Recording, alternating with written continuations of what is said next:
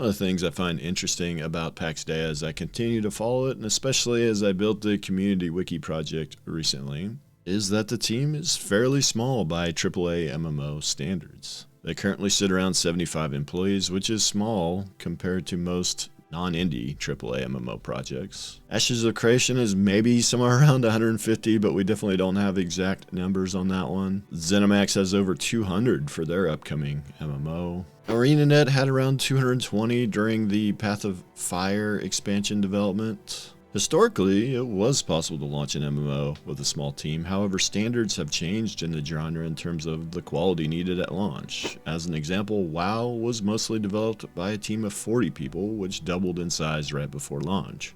These days, the numbers for the WoW team vary, but I've seen anywhere from 100 to 300 for the current dev team size. So it's safe to say the team of Pax Dei is small compared to historical standards. While I don't know how much they plan to expand the team over time, they do seem very content and confident they can deliver this game with a small team. The following is an excerpt from the mainframe Who Are We post they made in late May. They say, "We are a small team considering the challenging vision we want to deliver to gamers, but we think we can do it. For the purpose of keeping the team small, we try to find ways to do things in a smart way. And we've also hired mostly people with seniority and extensive experience and expertise. We hope that in the future we will be able to mentor more developers at the start of their journey in the game industry. In order to create an MMO with this small of a team, they will have to keep the scope in check, of course." And I've seen several comments by the team that alludes to them wanting to keep the scope in check. One of the ideas I've seen is the idea of ships and boats. While it would be great to have them, they seem committed to not having them at the launch of the game and will add them in a future patch. Now, when I say launch to the game, do note that there has been some confusion on what they mean by this, because at times they have used that terminology for the launch of the public alpha testing phase, but in this case I do think they might mean the full launch of the game.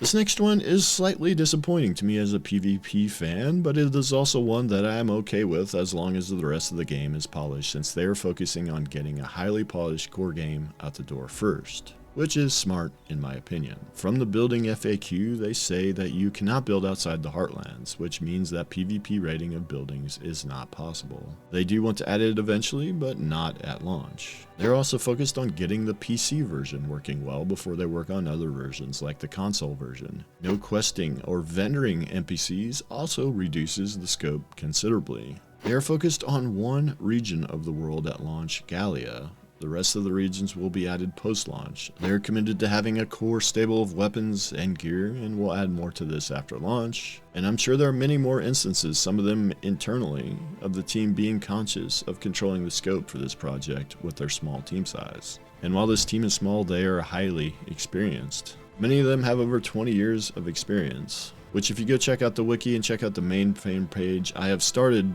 compiling the team members, although there's still a lot more that need to be compiled, so if you have some free time, you can feel free to go on there and add those in. But you can start going through those guys and you'll notice that they have a lot of experience, so that's a good sign. But despite controlling the scope in some ways, to me the biggest areas I think that might be considered large in terms of scope are on the technical side of the game. They want to have 20k players per server, an absolutely massive world to accommodate all of those players, a very robust building and crafting system, and massive open world dungeons and points of interest throughout this massive world. They've also mentioned some ways that they will address some of these technical hurdles. For instance, with the 20k server size, they are working on a server stitching technology that stitches UE5 servers together to create one shard. So as you walk from one area to another in the world, you will actually be seamlessly transitioning without any loading screens between different servers, yet you are still technically on one shard. This should reduce server load as it spreads out to multiple servers. However, the stitching technology itself could be a large technical feat to accomplish. Another way they plan to reduce server load is by making the projectile physics they have planned for the action combat not have an ultra-precise collision detection system like you might find in an FPS. This makes the action combat more accessible to more people